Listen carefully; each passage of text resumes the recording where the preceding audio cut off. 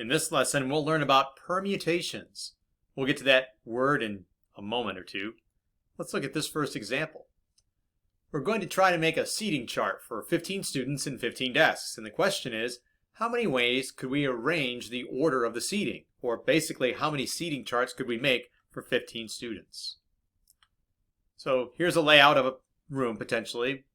3 rows of 5 desks.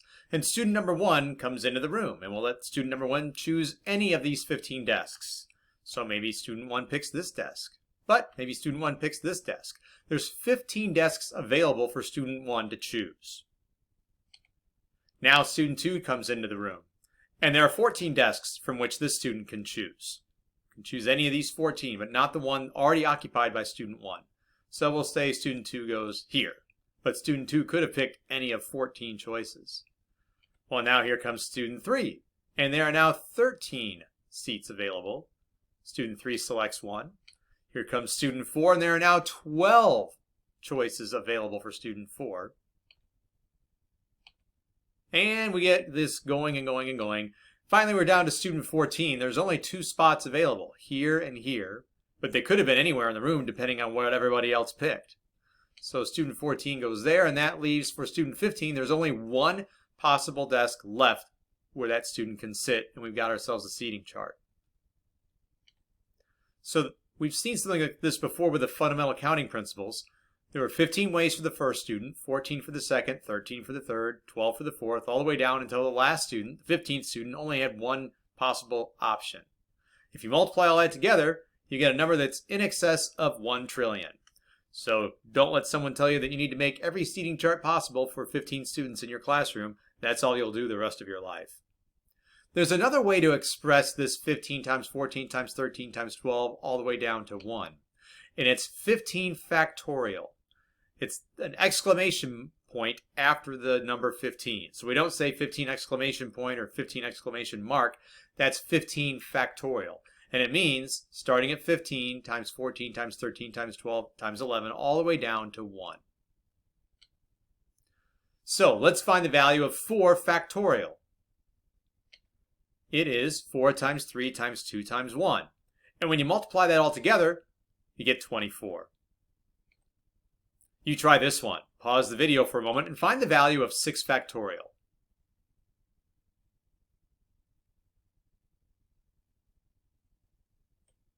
It's 6 times 5 times 4 times 3 times 2 times 1, and that equals 720. Good news. We can do this on your calculators, if you have a scientific calculator, which you should have for Algebra 2. So you're looking for a button or a key or something above a button that looks like this x factorial or n factorial.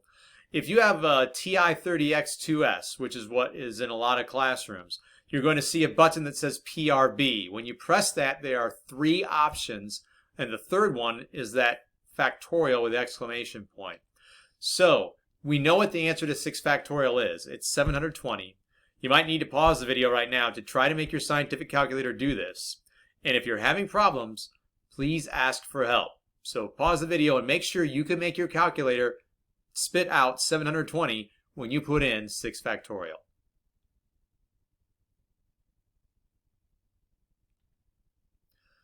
Let's get to the word that is our topic for today. A permutation is an arrangement of the elements of a set in a specific order. For permutations, the order matters. Cannot overstate that. The order matters. So a seating chart is one permutation of arranging the students in order. And as we saw, for 15 students, there were over 1 trillion permutations.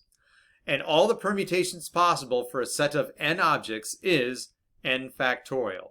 That's why for our seating chart, it was 15 factorial. We had 15 objects, which were 15 students and 15 desks, and the answer was 15 factorial, which then we had to figure out what that was.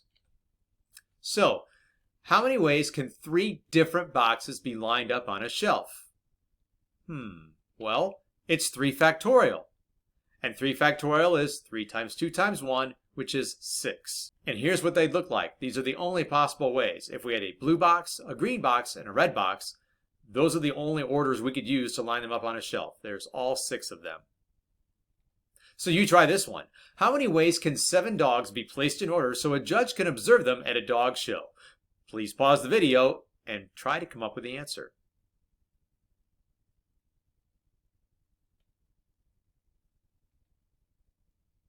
And the answer is 5,040 ways because it's 7 factorial. What if we need to put some of the elements of the set in order? Maybe not all of them. So a band's got 9 different songs ready to play, but they're only going to have time to play 4 of them. How many different ways can the order of the songs be arranged? We've seen something like this before. We can recognize there'll be a first song, second song, third song, fourth song, because the order does matter. And there's 9 choices available for the first song, which means there's only 8 left for the second song, only 7 choices then for the third, and 6 left for the fourth song, because we're not repeating songs. We multiply that all together and we get 3,024 possible ways we could arrange those 4 songs out of the 9 that are ready to be played. More good news. We can get our calculators to do these kind of problems for us too. So we use something called NPR. The P is permutations. The N is the total number of distinct objects, which in our most recent example was 9. There were 9 total objects. They were distinct, 9 totally different songs. And R is how many we're going to take. We were going to take 4 of them. 9 songs taken 4 at a time. There's all of them here. And then how many we need there. So we're looking for NPR on your calculator. Again, if you have a TI-30X2S, you're going to need to press the PRB button, and NPR will be the first choice. On other calculators, look around close to where that factorial was. On some calculators, you're going to need to press NPR and then use parentheses to put in what we call 2 arguments, the first one and the second one. For a lot of calculators, the 9 will go first, followed by the NPR button, and then the 4. Again, please pause the video and practice this to make sure that you can get the answer to show up. The answer you want to get is 3,204. Remember to ask for help if you're having a real struggle trying to figure out where NPR is on your scientific calculator.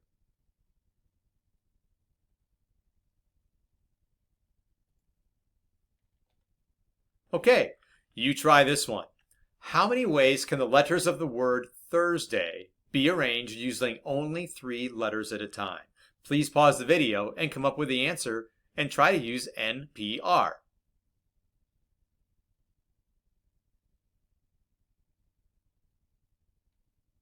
And the answer is 336. If you use NPR, 8 goes in the N spot, 3 goes in the R spot.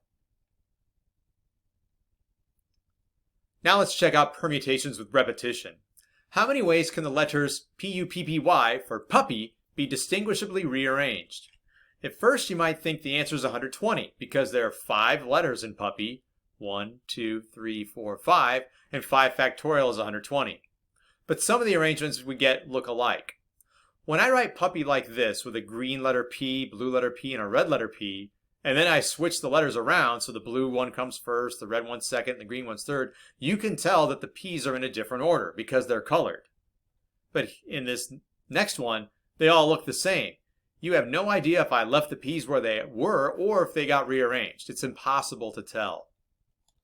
So here's what we'll do. We'll count how many letters there are in puppy. There are 5 altogether. How many times does each letter occur?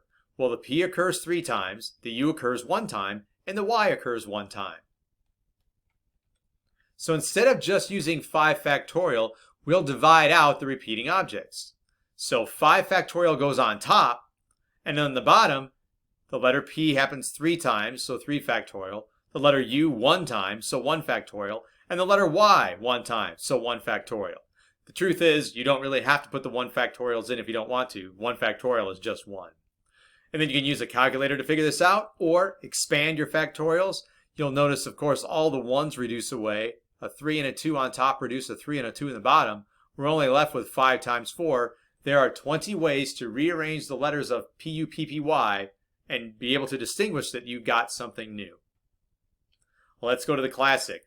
How many ways can the letters M-I-S-S-I-S-S-I-P-V-I for Mississippi be distinguishably rearranged? Please pause the video and come up with your answer.